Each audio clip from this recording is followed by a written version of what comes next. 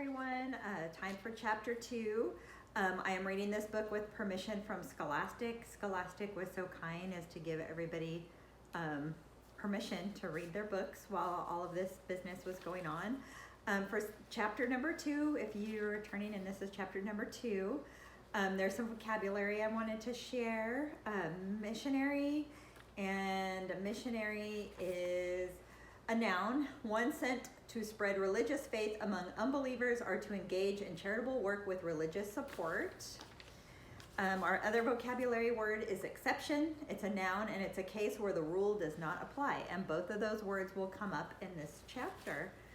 I hope you guys are doing okay. I'm kind of bummed out. I miss everybody. I miss my CMP community and my church community and just being with other people. I got to sneak out a little bit this morning and run, which was nice to get some fresh air. My dog is happy because she's been going on lots of walks. Neighborhood is kind of quiet. It's kind of weird. I really do miss you guys, but let's get on with the story. Chapter 2. That summer, I found Winn-Dixie was also the summer me and the preacher moved to Naomi, Florida, so he could be the new preacher at the Open Arms Baptist Church in Naomi. My daddy is a good preacher and a nice man. But sometimes it's hard for me to think about him as my daddy because he spends so much time preaching or thinking about preaching or getting ready to preach. And so in my mind, I think of him as the preacher. Before I was born, he was a missionary in India, and that's how I got my first name. But he calls me by my second name, Opal, because that was his mother's name. And he loved her a lot. Anyway, while me and Miss Winn-Dixie walked home, I told him how I got my name and how I had just moved to Naomi. I also told him about the preacher and how he was a good man, even if he was too distracted with sermons and prayers and suffering people to go grocery shopping.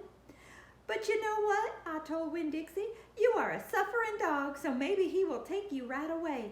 Maybe he'll let me keep you.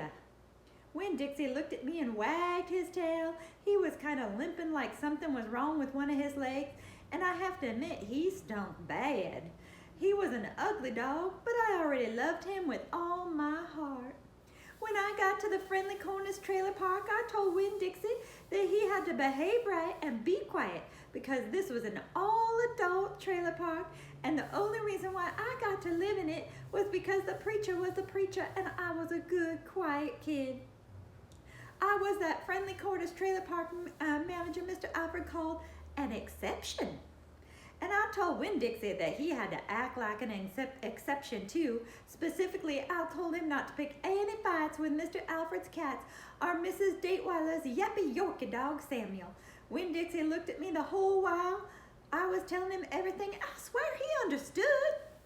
Sit, I told him. When we got to my trailer, he sat right down. He had good manners. Stay here, I told him. I'll be right back.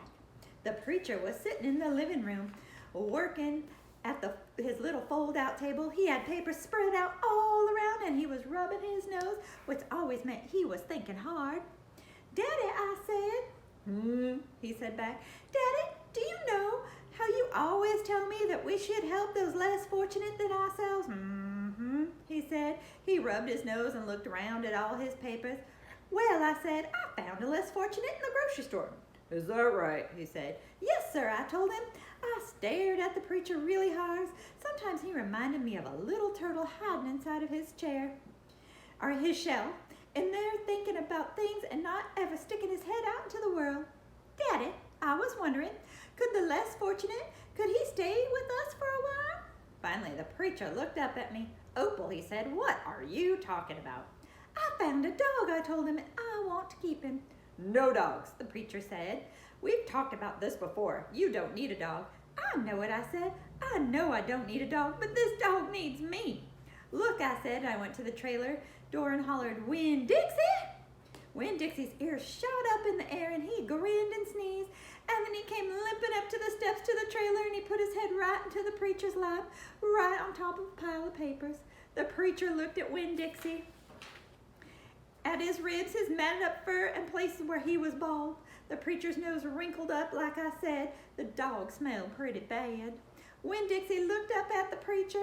He pulled back his lips and showed the preacher all of his crooked yellow teeth and wagged his tail and knocked some of the preacher's papers off the table. Then he sneezed and some more papers fluttered to the floor. "What did you call this dog?" the preacher asked.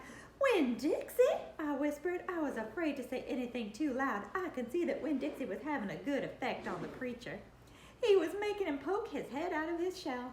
"Well," said the preacher, "he's a stray if I've ever seen one." He put down his pencil and scratched Winn-Dixie behind the ear. "And less fortunate, too, that's for sure. Are you looking for a home?" the preacher asked, real soft to Winn-Dixie. Winn-Dixie wagged his tail. "Well," said the preacher, "I guess you found one."